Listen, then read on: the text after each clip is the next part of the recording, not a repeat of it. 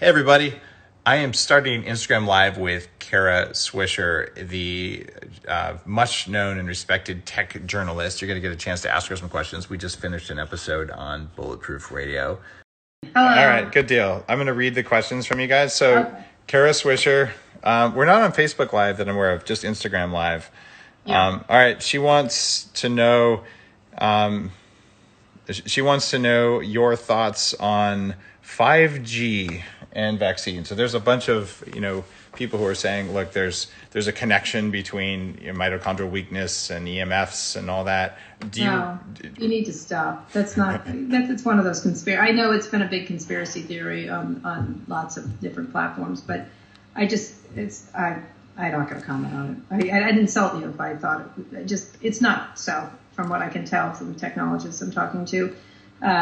It's just right now become this sort of talking point on lots of conspiracy websites. It's an interesting thing where I have gear right behind the thing over there that uses strong pulse electromagnets to cause your muscles to twitch. Like I know there's a biological effect, and I know some of the people I know and respect are saying, I think there's something going on here. I haven't seen any evidence that 5G is particularly related to anything. All EMFs cause mitochondrial weakness to a certain extent.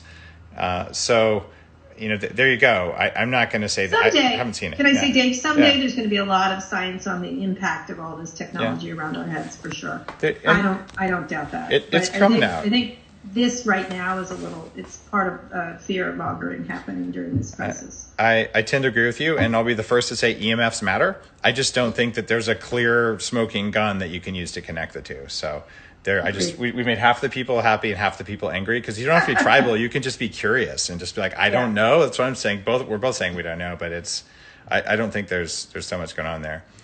All right. Another question about that stuff. Okay. Now there's a question about UFC. All right, guys. Okay. Should the government issue the malaria drug to everyone as a preventative? And we talked about that on the show. No, there are side effects, and they shouldn't. Oh my God! There's all kinds of trials going on, and they really do need. I've a lot of doctors I know. This is something that needs to be made sure it's safe. There's some very serious implications, and several studies I've tweeted a bunch today are showing some very serious problems with certain patients around heart issues, around all kinds of stuff that you really don't want to. You don't want to have a cure that kills you, essentially. And so I think the big goal will be to get a vaccine, the proper vaccine for this virus. There are some things that will mitigate, including oxygen and other things that are safer. It's not to say we shouldn't be fast tracking this. It's that we have to be very careful that it's not people calling it a miracle drug or a game changer, I think, are misspeaking. And it's a dangerous thing to do without really serious medical and I don't think people are trying to be slow. That's the accusation. Yeah. I think I listened to Dr. Fauci on this one. That's what I would do. I do believe doctors should be free to treat as they see fit. Of course. And the fact that they pulled it off the market so doctors couldn't do that is out of the bounds of medicine. I know, but some doctors don't know what they're doing. I hate to say that, but you know what I mean? Like they don't have full evidence. I had of course, you can have evidence. Sometimes they don't know, and sometimes maybe we should. If you're in a desperate situation, you're going to try anything, and so I get that. I get that normal human feeling. But in most cases, it's probably better to err on the side of caution, especially in drugs like this. There's also a drug that solves tuberculosis is another one they're looking at, but they're looking at it carefully, and this is a drug that's been around a long time.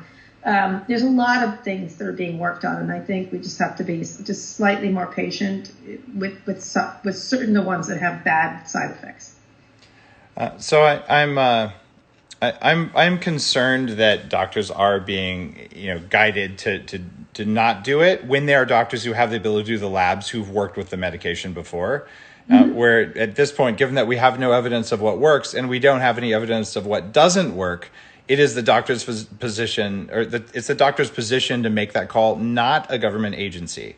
And we have an issue where saying, well, let's wait for evidence. Well, if people in fact, one of the people I interviewed, Ann Shippey, on Instagram, she's a medical doctor, former chemical engineer for IBM, passes the credibility test. her patient who's on this cocktail goes into the hospital, and the hospital committee said, our standard of care is IV fluids until you need a ventilator. That was all they would do because nothing was approved. There's also oxygen treatment. There's oxygen before that. Right. But that's not exactly what the guy was already doing that was working. So it's those times where, okay, that standard of care isn't good enough because there's no evidence. So we have that going on where people aren't allowed to do it. Well, I prefer to have doctors who have some expertise in using this drug. I think having doctors that have never used it or don't know about it, just even the smallest tweaking can really be problematic for people. And there's going to be a million cases. There's not a million cases. There's going to be a lot of cases of people who did this, and it was had a really deleterious effect on them. And I think that you'll be like, well, why did they do that? So it's a complex thing until we get a vaccine. The vaccine is where we should be focused on, and figuring out the fastest mitigation techniques possible. Again, I think we talked earlier, there were a lot of cures during the AIDS crisis that were very damaging, and there were some that were great. And so I think figuring out the right cocktail to mitigate this is critically important. But again, our eye should be on the prize, which is the vaccine. I think our eyes should be on lowering the curve instead of flattening it. In fact, you might not need a vaccine if we just make it so no one has to go to the hospital and they get it. So it becomes more like a common curve. That seems more achievable in the short term. Yeah. But sure, 100%. Here's another one. Do you have anything on the beef with Sean Hannity that you want to talk about? What do you want me to say? I don't know. I don't have a beef with him. He has a beef with me. I wrote a column about my mother getting really bad health information on Fox News, and they did it egregiously for a long time in the early stages of this. And she was going out to restaurants, to theater, all kinds of stuff, and she's in the group that's most at risk. And so I wrote a column saying, I spent a lot of time on my brother, who's a doctor in San Francisco, on the front lines of this. We're like, do not go out. You're very at risk for, we made her take a regular vaccine for the flu and everything else. We get her the pneumonia vaccine. And she was just saying it's a plot of Democrats. It was craziness. And so I wrote a column saying how long it took us to get her good health information, and it was exhausting to try to push back against what were really, this was like the flu. I was like, this is like the flu, except there's no vaccine. You know what I mean? And so I wrote this column, and then the beginning of the column, I said, Sean Hannity, I'm not going to sue you for this because other people are suing Fox News for Oh, this. my God. Yeah, and so I said, I'm not going to sue you because you can do your job badly because you're protected by the First Amendment. And I literally say, I'm not going to sue. And he kept tweeting at me after it was published, you're going to sue me. And I'm like, the first line says, I'm not going to sue you. So they always try to manipulate whatever anybody says to their own purposes. And so all I said is, Fox News, please don't kill my mother. If you don't mind, I really appreciate it. And they got their knickers in a knot over that. And he particularly did, and started crazy tweeting at me. So I'm not in a war with him. I just want them to stop broadcasting bad health information. Good luck with that. I get all of my health advice from Fox News. Right, whatever. And now they're doing another, whatever. I don't mind. My issue was, they were like, you hate Fox News because your mom likes it. I'm like, or like, you like Nancy Pelosi or whatever. I was like, my mom can tell me Nancy Pelosi's an idiot all day long. I don't care. But when you're telling her that it's okay to go out to a restaurant, that maybe it's not such a good idea for an elderly person, I have a problem with that. So that's all I was saying. I think a lot of people who have parents who are in the foxhole, as they say, appreciated me writing that. So Kara, there's a question from Brian. He says, how are you handling the San Francisco lockdown? I'm actually in D.C. right now. Oh, you're in D.C. There's a lockdown here. Okay. I have kids. I have a lot of children, but my kids go to school here, and so I'm in D.C. with them. And so it's fine. I don't love it. As I was talking with Dave earlier, we both travel quite a bit. I don't like not traveling. I love traveling. I go back and forth between San Francisco and the East Coast, so I haven't been to San Francisco in a while. I think London Breed did a great job calling this early and getting people to act safely, and I think their numbers are quite good in San Francisco. Nobody likes this. I don't think anybody likes this. I don't like not working. I work quite a lot, but it's tiring to be at home all the time. We don't have child care because we're paying our caregiver, but it's not safe for her family.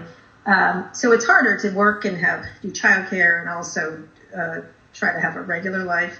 So it's not great. I think I'm lucky, so I'm not going to complain. I'm a lucky person. I have money and I have savings and I have a job. And so to complain seems untoward, but it's not great. I don't think anybody's happy about it. I don't know. Are you happy, Dave, on your island? I'm not. I'm not actually noticing any difference in my quality of life because I already had social isolation. I live in a rural area, and I mean the difference is it's almost impossible to see. I work from home, so I'm easier. I have an easier time because I worked at home, so I'm used to it. But work from home all the time now is a little. I miss seeing the people that I get energy from. We're doing the Bulletproof conference. That's been delayed. So I miss a lot of that stuff. But in terms of when I'm home, it feels like it always does. Yeah. Well, I appreciate you being on. I'm seeing a lot of questions for like ozone and things that guys. I can't help you with that. I know. That's what I'm saying. I'm thinking that's your area. It is my area. So I was telling everyone Dave got me to wear this Oura ring, so I'm sort of in your camp now. That's a big deal. When Kara interviewed me for when did that come out? The Recode Decode. This week. I think it's Monday. Okay, so this week you'll want to see and I'll post a link to it on here. You'll want to see it. It was a really fun interview where she interviews me. And I'm keeping good company. I followed her news reporting and tech for years. Like, wow, I'm finally on with Kara. And, but we talked with Oura Ring, and now I just interviewed her for Bulletproof Radio. And what do you know? She's wearing one, and it's the one she's worn for the longest, so maybe that'll work. But for you guys, I'm going to come on probably sometime later this evening. I'm hoping around 5-ish. Don't promise. I'll do my best. I have kids. But I'll come on and answer some specific health questions. But thank you for being on, asking some questions of Kara, and you're going to really appreciate that. Kara, thank you. Have a wonderful day. Thank you, Dave.